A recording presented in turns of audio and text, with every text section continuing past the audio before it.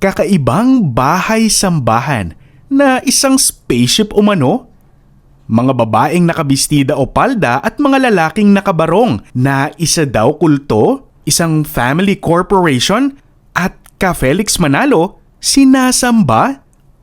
Pag INC walang Pasko. Pag INC bawal magjowa ng Katoliko at marami pang iba.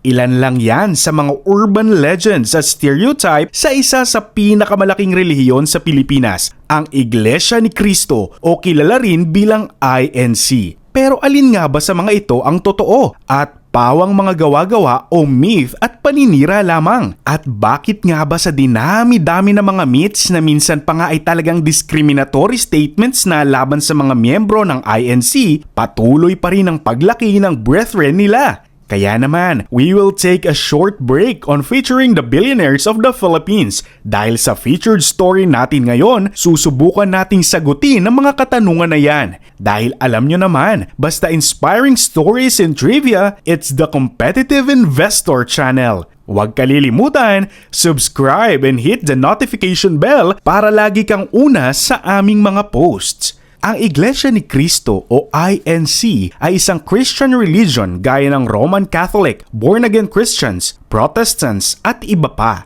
Ngunit ang isa at pinakaunang pagkakaiba ng Iglesia ni Cristo mula sa mga nabanggit nating Christian denomination sa bansa ay ang Iglesia ni Cristo ay organikong nagmula at itinatag dito sa Pilipinas. Ang INC ay itinatag ni Felix Manalo Isagun o mas kilala bilang Kapatid Felix o Ka Felix. Siyempre, hindi natin lubusang maiintindihan ang Iglesia ni Cristo kung hindi natin babalikan ang buhay ng nagtatag nito. Si Felix Manalo Isagun ay ipinanganak noong May 10, 1886 sa Calzada, Barangay ng Tipas, Taguig. Panganay sa dalawang anak ni Mariano Isagun at Bonifacia Manalo, devout Catholic ang mga magulang ni Ka Felix, lalo na ang kaniyang ina. Kaya naman, pinaniniwalaan na ipinangalan si Felix kay Saint Felix, habang ang kapatid naman nito ay nagngangalang Praxedes Isagun, named after Saint Praxedes. Isagun ang totoong apelyido ni Ka Felix. Isagun ang kanyang apelyido sa baptismal record at mula kapanganakan. Ngunit ayon sa mga historians, may dalawang posibleng rason kung bakit Manalo ang mas piniling gamitin na apelyido ni Ka Felix. Nang pumanaw si Bonifacia Manalo, ina ni Ka Felix, nagsimulang gamitin ni Ka Felix ang apelyido ng kanyang ina. Dagdag pa ng mga historians tulad ng sinaunang mga Romano, naniniwala si Felix na nomen est omen sapagkat ang pangalang Felix Manalo ay nangangahulugang maligayang tagumpay, samantalang ang Isagun ay wala gaanong malalim na kahulugan. Simula dito, nakilala na ang dating Felix Manalo Isagun bilang Felix Isagun Manalo. Namatay ang ama ni Felix noong siya'y 10 taong gulang pa lamang at muling nag-asawa ang ina nito. Napangasawa ni Bonifacia Manalo si Clemente Mozo, ang kabezas de barangay ng Tipas. Sa pagsasamang ito ay nagkaroon pa ng 6 na kapatid si Ka Felix na sina Emeterio, Tiburcio, Fausta, Simeon, Baldomero at Catalina. Noong kaniyang kabataan, kaunti lamang ang natanggap na formal na edukasyon ni Felix dahil sa kahirapan. Sa edad na 7 taon, nagsimula siyang umattend ng mga klase sa ilalim ni Maestro Cario, isang guro mula sa Maynila na nagtuturo sa mga bata ng pagbabasa, pagsusulat at mathematics. Dahil din sa hirap ng buhay, naging katuwang ng kanyang ina si Felix sa paghahanap buhay. Tumulong siya sa pagsasaka at pangingisda sa kalapit na Laguna de Bay at paggawa at pagbebenta ng salakot, isang katutubong sombrero na siyang pangunahing ikinabubuhay ng pamilya. Nang maturuan naman siya ng pagkuha ng litrato o photography ng kanyang pinsan na si Serapio Isagun, pumasok siya bilang apprentice ng photography studio ng kanyang tiyuhin na si Manuel Manalo. Pagdating naman ng 1896, napatigil sa pag-aaral si Felix dahil sa pagputok ng 1896 Philippine Revolution laban sa Spanish colonial rule sa bansa. Mula rito, hindi na muli pang nakabalik sa formal schooling si Ka Felix. Kaya naman ito marahil ay isa sa naging rason kung bakit sa murang edad pa lamang ay labis na ang pag-aaral ni Ka Felix sa Biblia at iba pang relihiyon sa bansa. Habang nagbibinata nga ito o noong late 1890s at habang nasa pangangalaga ng kanyang tiyuhin na isang pari sa Sampaloc, Manila na si Father Mariano Borja, nagsimulang questionin ni Ka Felix ang katuruan at iba pang practices ng simbahang Katoliko. Palihim na inaral ni Ka Felix ang Biblia. Dito niya napansin ang mga doktrina at iba pang practices ng simbahang Katoliko na sa kanyang tingin taliwas sa turo ng Biblia. At syempre, hindi ito ikinatuwa ng kanyang paring tiyuhin. Dahil dito, naghanap ng kasagutan sa ibang relihiyon si Ka Felix. Ayon sa National Historical Commission of the Philippines, ang pagtatatag ng Philippine Independent Church o Aglipayan Church ang naging pangunahing rason ng pagbabaliktad ni Ka Felix sa simbahang Katoliko. Ngunit hindi rin nagtagal si Ka Felix sa Aglipayan Church dahil halos kapareho lang din umano ang katuruan nito sa Katoliko. Mas lalong tumindi at dumami ang mga kwestiyon ng batang Felix Manalo tungkol sa simbahang Katoliko nang makapanood siya ng isang public debate sa pagitan ng isang Catholic priest at Protestant pastor noong 1904. Mula sa public debate na iyon, nakuha ng pastor ang loob at interes ni Felix Manalo at dito na nga nag-umpisa ang tinawag na tila religion hopping o spiritual odyssey ni Felix Manalo. Nang taon ring iyon, sumali si Ka Felix sa Methodist Episcopal Church at dumalo pa sa mga klase ng Methodist Theological Seminary kung saan siya'y naging isang evangelist sa murang edad na 18 years old. Hindi kinalaunan, nagsilbi na rin siyang pastor ng Presbyterian Church matapos ang merging ng Methodist Theological Seminary at ang Presbyterian Ellenwood Bible Training School. Sa kabila ng pag-aaral sa seminaryo, iniiwan pa rin ni Ka Felix ang dalawang Christian denominations na ito matapos niyang mapansin ang mga practices at iba pang katuruan na sa kaniyang paniniwala ay hindi nakasulat sa Biblia. Kaya naman taong 1908, nakuha ng Disciples of Christ na kilala rin sa tawag na Missionary Alliance at Misyon Kristiyana ang pansin ni Ka Felix. Ang paraan ng pagbautismo ng relihiyon ang talagang nakakuha ng interes ni Ka Felix. Pumasok rin sa seminaryo ng Disciples of Christ si Ka Felix. Halos 4 na taon siya nag-aral sa Manila College of the Bible at naging local evangelist ng Society for the Propagation of the Gospel. Habang kasapi ng Disciples of Christ, dito nakilala ni Ka Felix ang kanyang tinatawag na first love na si Tomasa Sereneo ng Paco, Manila. Hindi nga nagtagal, kinasal si Ka Felix kay Tomasa noong 1910. Sila ay nagkaroon ng isang anak na lalaki na pinangalan ng Gerardo. Sa kasamaang palad, hindi nagtagal ang buhay ng bata at namatay ito habang sanggol pa lamang. Di rin nagtagal ang pagsasama ng mag-asawa matapos bawian ng buhay sa sakit na tuberculosis si Tomasa pagdating ng taong 1912. Taong 1911 naman nang simulang ma-involve si Ka Felix sa Seventh-day Adventist Church o SDA. Nagumpisa ang lahat ng ito matapos siyang umattend sa isang meeting kasama ang missionary ng Seventh-day Adventist Church na si Pastor L.V. Finster. Dito ay nagkadebatihan si Felix at Finster where admittedly Felix lost. Gaya ng kanyang nakagawian sa mga naunang sinalihang relihiyon, ibinuhos ni Ka Felix ang kanyang oras sa pag-aaral ng Biblia at ng doktrina at katuruan ng Adventist. By March 1911, formal na binautismuhan si Ka Felix at naging formal na Sabadista. In fact, ayon sa ESDA o ang Encyclopedia of Seventh-day Adventists, isa si Felix Manalo sa 22 pioneer members of Seventh-day Adventist Church in the Philippines. At di nga kinalaunan, naging ministro rin ng SDA si Ka Felix. Sa katunayan,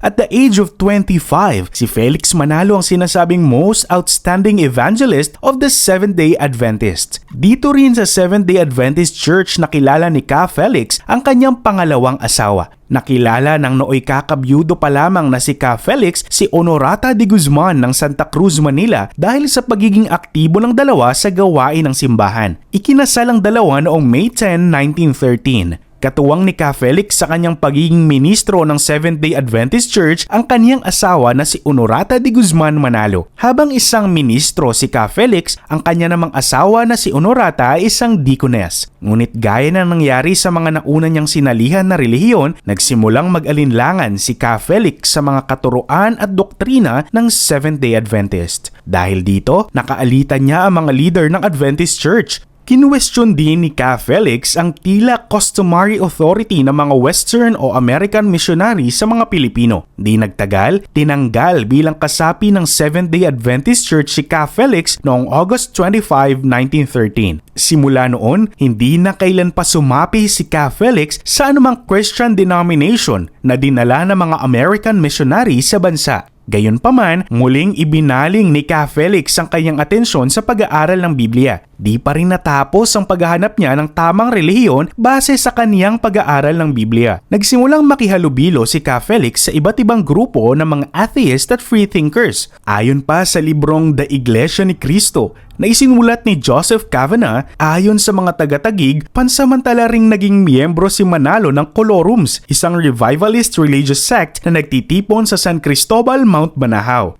Di rin nagtagal dito si Ka Felix. Bukod sa aktibong paghahanap ng relihiyon o Christian denomination na sasuwak sa kaniyang pag-aaral ng Biblia, nagbukas rin ng ilang negosyo si Ka Felix. Nagkaroon sila ng sariling barbershop upang maikabuhay ang lumalaking pamilya. At dahil nga walang relihiyon o Christian denomination ang nakasatisfy kay Ka Felix, nagsimula nitong haralin pa ng husto ang Biblia kasama ng mga naipon niyang scriptures mula sa iba't ibang relihiyon na sinalihan niya. Isang araw, noong Nobyembre 1913, tinipon ni Felix ang lahat ng kanyang mga naipong religious scriptures mula sa mga sinamahang relihiyon, Biblia, isang bonton ng mga notebook at mga lapis at nagkulong sa loob ng isang maliit at madilim na kwarto na mayroon lamang isang maliit na lamesa sa bahay ng kanyang kaibigan na si Eusebio Sunga sa Pasay. Dito ay itinuon niya ang kanyang sarili sa pagsusuri at pagmumuni-muni at tinutusan ng lahat ng tao sa bahay na huwag siyang guluhin. Nagtagal siya ng 3 araw at 3 gabi sa loob ng silid.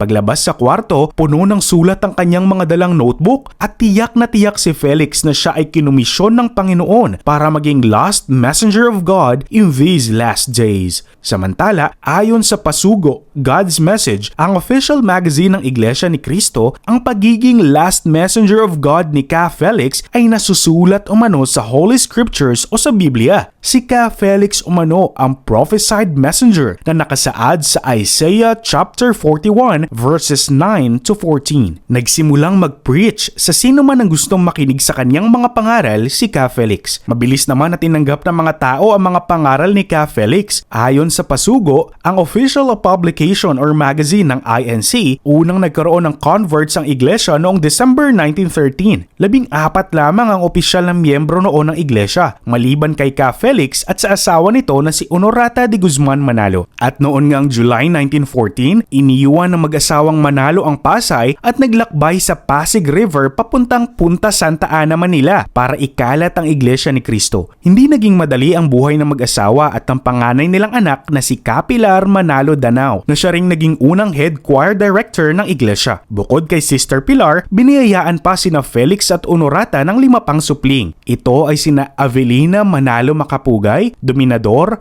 Salvador Eranio na siyang naging ikalawang executive minister ng iglesia at si Bienvenido, ang current head of construction and engineering department ng iglesia. Para mabuhay sa Punta Santa Ana ang pamilya, tinulungan sila ng mga kaibigan. Dito ay tumira sila sa Workers' Quarter ng Atlantic Gulf and Pacific Company, isang construction firm. Sa loob ng maliit nilang kwarto, unang nagbahagi ng mensahe ng Biblia si Ka Felix Manalo. At dahil sa talas ng kanyang kaalaman sa Biblia, talagang humanga ang mga nakikinig kay Felix Manalo. Matapos nga lamang ang ilang buwan ng pagpipreach, ay formal na nabuo ang tinatawag na unang lokal ng Iglesia ni Cristo. Opisyal na registered sa gobyerno bilang Corporation Unipersonal o Corporation Soul ang Iglesia ni Cristo noong July 27, 1914. Makalipas ang ilang buwan sa Punta Santa Ana, bumalik sa baryong kanyang kinalakihan si Ka Felix para doon naman ibahagi ang Iglesia ni Cristo. Ipinagkatiwala niya ang pamamahala ng lokal sa Punta Santa Ana sa unang ministro na kanyang inordinahan. Kung naging mainit ang pagtanggap ng mga tao sa Punta Santa Ana kay Ka Felix at sa Iglesia ni Cristo, kabaliktaran naman ang nangyari pagdating niya sa Tipas. Kinutya at pinagtawanan si Ka Felix at kanyang pamilya. Mayroon pang pagkakataon na binato ng bato si Ka Felix habang nasa isang pagpupulong. Ngunit ang lahat ng mga ito ay ika nga nila worth it dahil hindi nagtagal nakapag-baptize si Ka Felix ng mga converts at maging ang ilan sa mga nangutya at bumato sa kanya ng bato ay naging kapatid o parte ng brethren. By 1939, hindi na lang sa Maynila mayroong INC. Ang simbahan ay nag-expand na hanggang sa Ilocos Norte Province sa Northern Luzon patungong Cebu Province sa Visayas. Sa kabuuan, dagdagan ng 14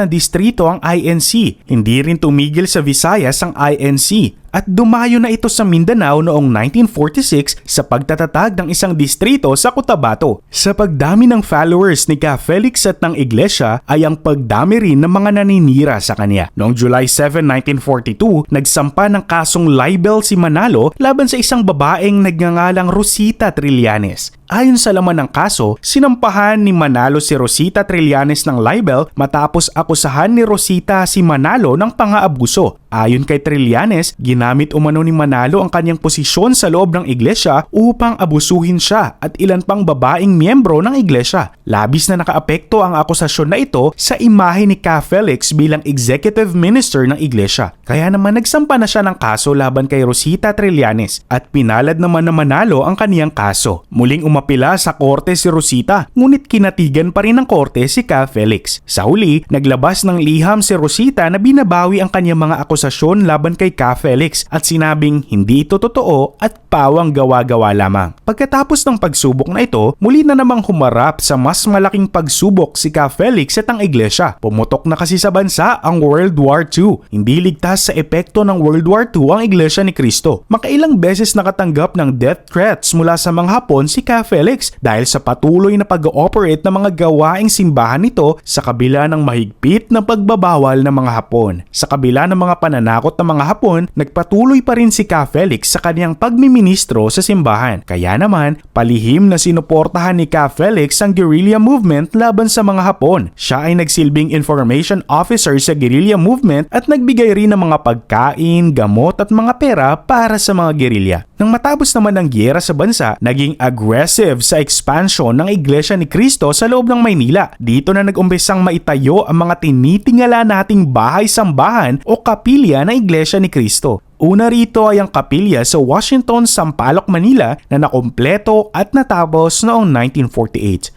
Patuloy na nag-expand sa iba't ibang probinsya ng Pilipinas ang iglesia at bago dumating ang 1960s, kalahati na ng mga probinsya sa buong Pilipinas ay mayroon ng naitatag na distrito ang Iglesia ni Cristo. Habang nasa peak ng expansion ng iglesia, siya namang pagkamatay ng founder nito na si Ka Felix Manalo. Kinuha ng sakit na ulcer ang buhay ni Ka Felix noong April 12, 1963. Sa edad na 77 years old. Sa pagpanaw ng The Last Messenger of God ng Iglesia, humalili sa kanya bilang executive minister ang kanyang ikalimang anak na si Eranio Manalo. Sa part 2 ng ating unveiling Iglesia ni Cristo, kikilalanin naman natin si Eranio Manalo at ang anak nito na walang iba kung hindi si Iglesia ni Cristo current executive minister Eduardo Manalo at ang ilang mga kontrobersya ng Iglesia ni Cristo. Kaya huwag kalilimutang mag-subscribe at pindutin ang notification bell para hindi mo ma-miss ang part 2,